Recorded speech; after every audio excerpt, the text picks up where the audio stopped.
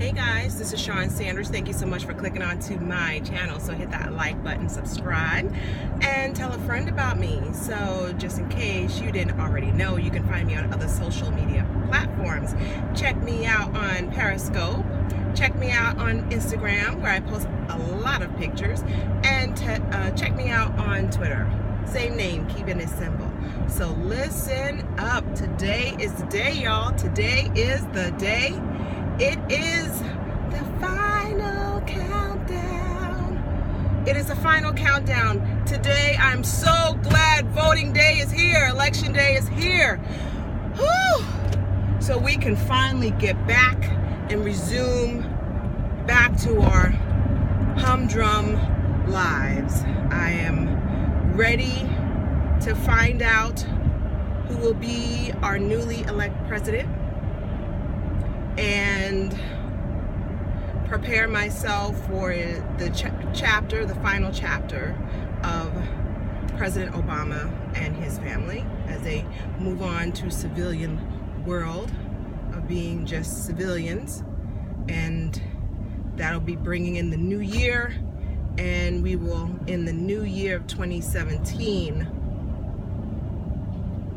we will have a new president. So I am going to stay up and watch the festivities until about maybe 11, and then I'll wake up and, like everyone else,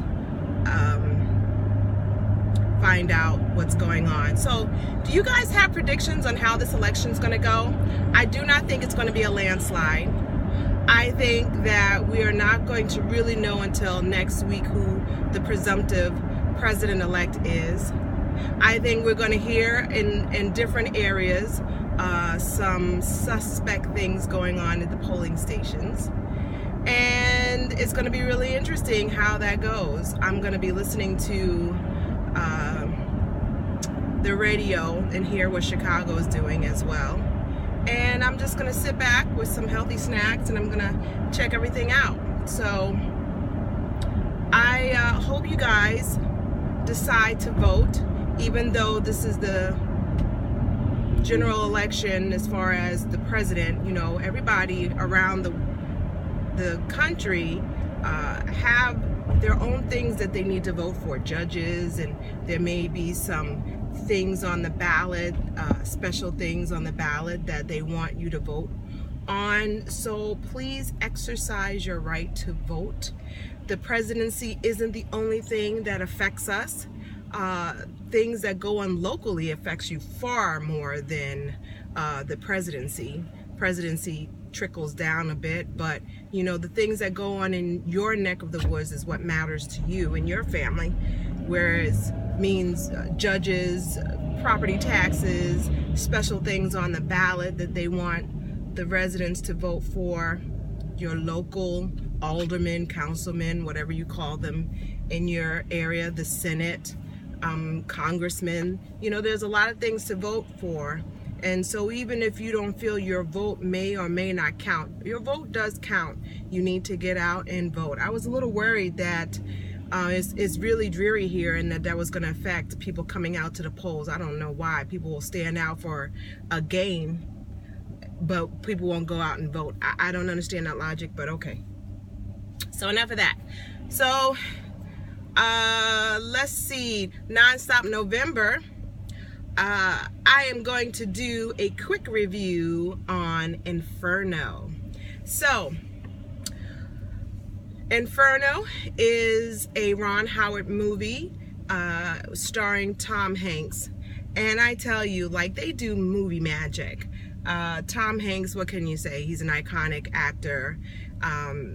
All of his, you know, movies are complex, and his characters are, you know, intriguing. And if you like the Da Vinci Code, and if you liked the movie Angels and Demons, you're gonna like Inferno. It's the same premise. It has Tom Hanks' character as the professor, and he comes into a situation where he is injured. I'm not going to give away any really thing about the movie, other than to tell you that in the beginning of the movie, you cannot be talking and you need to pay attention. The movie right out of the box attacks you with all of this cinematic imagery. It is jarring. It is a lot in your face. It's creepy and it's scary. It's scary like Revelation's scary, the book of Revelation. So keep that in mind. But it talks about Dante's Inferno. So Dante's Inferno is the other character of this movie. And you have the professor, you have this young lady, and you have the, again, if you watch Angels and Demons and the Da Vinci Code, you have a lot of history going on. You have a lot of problem solving going on. The professor is trying to understand and decode information, and of course there's a lot of shooting up, there's a lot of Tom Hanks running away from bad guys, and you have to pay attention, because in this particular movie, one thing I will give away, you don't know who the good guy is and you don't know who the bad guy is, and it's interwoven. So there are a couple of different stories going on in the movie, so you have to pay attention. This is not the movie to go and get popcorn. So it is action-packed. There's a lot of history and a lot of action. So if you like Tom Hanks doing the Da Vinci Code and Angels and Demons, Inferno does not disappoint. Incidentally, I have a very good friend who is reading the book, and it makes me want to read the book. I did not realize that there was a book first. I have in the past liked to read the book before watching the movie, but this movie is really good. So I definitely give it 2 thumbs up. I give it a great rating. It's not going to disappoint you. And again, if you like action-packed movies, if you like the genre of, you know, those types of movies, by all means go and see it. You definitely want to see this at the movie theater because of all of the imagery. And it's really interesting because they talk about the premise, they talk about overpopulation, they talk about bio warfare. So if you like that type of stuff, this movie you're going to enjoy. So let's move on to some reality chit chat. So I'm sure a couple of you watched the premiere of Real Housewives of Atlanta and Married to Medicine, and I'm not going to do a review. I'm just going to do a quick reaction for Real Housewives of Atlanta. You know, I think that there's something to be said about when you hit a certain age that you shouldn't be, you know, do what you want to do. I mean, you can't tell grown folks what to do, but there should be a certain amount of maturity that should come with material things, and knowing that it's material things. And I am like everyone else that like material things, but I do not wrap my identity or my self-worth or my self-esteem in my things, because those things can leave in a blink of an eye. Someone can steal your car, your house can catch on fire, and you can lose everything. And depending on where you're from, you know, a natural disaster can take your house. So I don't get myself wrapped up in things like that. Yes, I want to have a nice car. Yes, I want to live in a home that is warm and inviting, but I am not doing anything to please or prove myself to anyone. And so watching Sheree and Kenya kind of go back and forth, I don't understand that whole culture. I have people who have far more than I do, and I have friends who have less than I do. And we're good because the core of who we are is what matters to me. So I don't understand that, but I'm going to watch how it unfolds and see where it goes. I hope we don't pay a lot of attention to the houses too much. And I've watched other reviewers, and I'm with everyone. You know, it's nice to have a house and to be able to afford a house and put in that kind of money. I mean, kudos to you, I guess.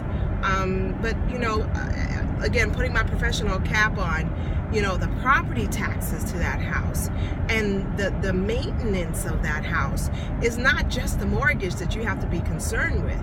It's the landscaping you have to do on that house, and all the things, the electricity and the gas and you know, there's no simple fix when a house that massive needs repair, you know. So congratulations to both of you ladies, because my house doesn't look anything like that. I do have a dream house, and I've been dreaming about that house for about 2 solid years. I've been telling my husband that we are moving. We're doing one more move, and that's going to be the house that I really want to stay in. He has other ideas. He's thinking about living like gypsies and moving every 2 years, you know, getting into a house, staying in the house for 2 years so you don't have to do the property gains, and then selling it. So kind of like flipping it but living in it at the same time, and then after the 2 years. But that's his idea. We'll talk about it. Anyway, but yeah, I've been dreaming about a house for 2 years, and going into the new year, I have a group of ladies that we are going to do a project all together, and we're gonna do our dream boards, and I'm gonna bring that house into physical fruition on paper. I'm gonna get everything from the design of the house and what colors the room I want. So we're gonna get together for the new year and do our dream boards for 2017. And I encourage you to do that too. So that I'm excited about that. But I'm gonna let my husband see my vision for the next house that we're gonna move in. And I'm not gonna have a major mortgage on it. We're gonna sell the house that we have, and we're gonna make a profit, and we're gonna move into a house, and it's gonna have the things that he wants, because we have a 2-story house and it's on a crawl. And he really wants a basement so that he can have card games and all that, and be able to entertain and have a little bit more room. So you know, our kids are getting older, and they, you know, I expect at least one person to stay home probably for college. My daughter's a senior, and she's thinking about joining the military, and I have a junior. He's, you know, he's got it in his mind he's gonna rent a 1-bedroom apartment and live on his own. Good for him. And so I have my freshman, and he will probably go away to college, stay in state but still go away to college. So we're going to be empty nesters pretty much. So I want our house, our future house, to reflect that. Have enough space for when the kids want to come home for a visit, but not so much that we can't enjoy it and it'd be a really fun, entertaining type of house. So that's my vision. But Married to Medicine, you know, I like the show, and you know, the shadiness is real. But I want to touch about something that I have experienced myself in the past, and that's quad, and this issue about having babies. So in my young adult life, I never wanted to have children. It was not on. I never, and I've said this before, I never thought like I had that mother nurturing chip. I wasn't that warm and fuzzy. I'm not that warm and fuzzy kind of mom. And I'm very logical and very practical. And I mean, don't get me wrong, I love my children. My children were planned. There were no accidents. I planned having my children once I decided to. But very early in my adult life, I did not want to have children, and it was really a deal breaker for the guys that I was dating, because if they said in their future they saw themselves having kids, I broke it off. I did not want to have children. I was very clear about it, and I am one to believe that I am in charge of my body.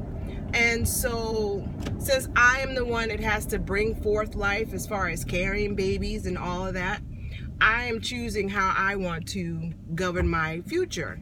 And I do believe that it is a deal breaker, something that as couples you should talk about, having children. If it's not in your life plan to have children, you really should be honest. And women are probably more guilty than men are, saying that think